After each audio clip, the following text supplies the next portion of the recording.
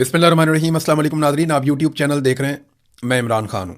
हुकूमत की हालत वाकई बहुत बदली है और वाकई में एस्टेब्लिशमेंट भी अब तंग आ गई कि जनाजा कब तक उठाना है हमने।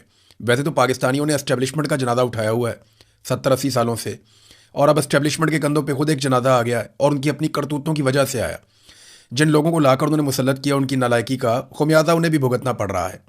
बहरहाल एस्टेब्लिशमेंट की या आसिम मुनीर साहब की इस वक्त की जो इंश्योरेंस पॉलिसी है वो यही वाले हुक्मरान है और किसी के साथ उनका गुजारा हो नहीं सकता। जहाँ पे इंसाफ होगा, जहाँ पे रूल ऑफ लॉ आएगा, वहाँ पे आसिम मुनीर साहब के लिए गुंजाइश कम हो जाएगी, क्योंकि पाकिस्तान में जुल्म और ज़्यादती के साथ ही उन्होंने अपना रजीम कायम रखा हुआ है। बहरहाल ये अब वज़रा को कह रहे हैं कि आप ट्वीट्स करें, यानी वफाकी वज़रा को ट्वीट करने पड़ रहे हैं। उन सबको ये कहा गया कि आप स्टेटमेंट जारी करें कि हमने बड़ा शानदार बजट जारी कर दिया जनाब, बजट के अंदर ये रिलीफ दे दिया, वो रिलीफ दे दिया। असल कहानी कुछ और है और वज़रा बेचारों से झूठ बुलवाया जा रहा है, क्योंकि और कोई झूठ बोलने के लिए तैयार नहीं है। PMLN के अपने ज़ाती दानश्वर, उनके अपने घर के सहाफ़ी, वो सारे भी अब थू थू कर रहे हैं और वो ये कह रहे हैं कि आपने बेड़ा गर्क करके रख दिया इकॉनमी का, हम अब आपका सपोर्ट नहीं कर सकते, अब हम आपको किसी किस्म की सहूलत नहीं दे सकते। तो आपके लिए ये सहूलत अब मुयसर नहीं है। यानी जितना झूठ हम बोल सकते थे हमने बोल दिया, इससे ज़्यादा क्या बोले। आपने बेड़ा ही गर्क करके रख दिया आवाम का। आप तो प्रोटोकॉल के साथ बाहर निकलते हैं तो लोग हमें जूतियाँ मारेंगे। तो अब बहुत सारे ऐसे लोग जो PMLN की बिलावजह तारीफ़ें करते थे वो भी हाथ खड़े कर गए हैं। यानी बिलावल ने, जरदारी ने, इन्होंने भी अपने आप को इस बजट से अलग करने की तैयारी कर ली कि जनाब हम नहीं है, ये जो कर रही है नून लीग कर रही है। एस्टेब्लिशमेंट के टाउट भी अब नून लीग के खिलाफ बोलना शुरू हो गए। तो अब आखिरी हरबा ये था कि वज़रा को कहा गया कि यार तुम लोग तो ट्वीट करो ना, तुम लोग तो सब कहो कि जनाब बहुत अच्छी इकॉनमी, बहुत अच्छा बजट। वज़रा क्या कह रहे हैं? नंबर एक जो वो जोर लगा रहे हैं इस बात के ऊपर, जंग के हवाले से वो कहते हैं जी जंग में बड़ा रिलीफ दिया पाकिस्तानी कौम को पाकिस्तानी वज़ीर आज़म ने। तो बात यह है कि जंग के दौरान पूरी दुनिया में जो सबसे करीब मुल्क था इस जंग के, ईरान के बिल्कुल साथ पाकिस्तान है ना, तो सबसे ज़्यादा इंपैक्ट पाकिस्तान पर डाल दिया पकड़ के। यानी हमारी पेट्रोल की सप्लाई एक दिन नहीं रुकी। हमारे यहाँ पे वो कह रहे थे जी कंटेनरों टैंकरों के ढेर लगे हुए हैं, हमारे पास माल आ रहा है, कोई प्रॉब्लम ही नहीं है, तेल भी आ रहा है, गैस भी आ रही है, कोई प्रॉब्लम नहीं है। ये खुद वज़रा ने कहा हुआ है।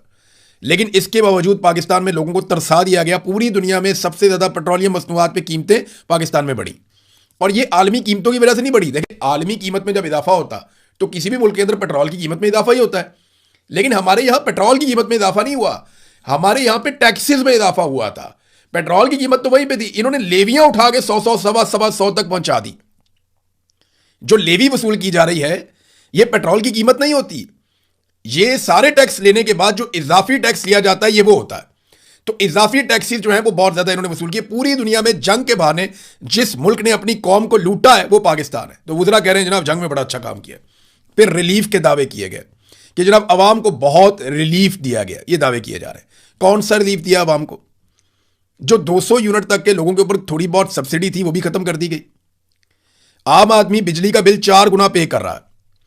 कई लोग बेचारे जो हैं वो फिक्स चार्जेस से परेशान हो गए हैं। जिन लोगों ने सोलर लगाए थे तंग आके, उनकी जिंदगी भी अजाब बना दी गई है। इंडस्ट्री जो है वो सारी की सारी बिठा दी गई है। गरीब आदमी, छोटी इंडस्ट्री, छोटा कारोबारी लोग, ये सब बहुत परेशान है। आप देख लें, ईद के ऊपर ताजरों ने प्रेस कॉन्फ्रेंस करके कहा कि हमारे यहां पे खरीदारी 70% कम हो गई है, हमारी सेल में 70% तक कमी हुई है। ये बहुत बड़ी कमी है।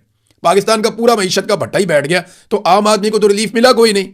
और हुकूमत के अपने लोग कह रहे हैं कि 8.7 अरब डॉलर ये अशराफिया के ऊपर खर्च कर दिए गए सब्सिडीज कीमत के अंदर, उनको ये छूट दे दी गई, उन्हें रिलीफ दे दिया गया। गरीब आदमी के लिए टके का रिलीफ नहीं है, गरीब आदमी को कुछ नहीं दिया गया, लेकिन अशराफिया को क्या कुछ दिया गया? अरबों डॉलर्स के उनको रिलीफ दे दिए गए। यानी जितना पैसा हमने 3 साल में IMF से लिया, उतना पैसा हमने 1 साल में अशराफिया की जेब में डाल दिया। ये किया पाकिस्तान के साथ।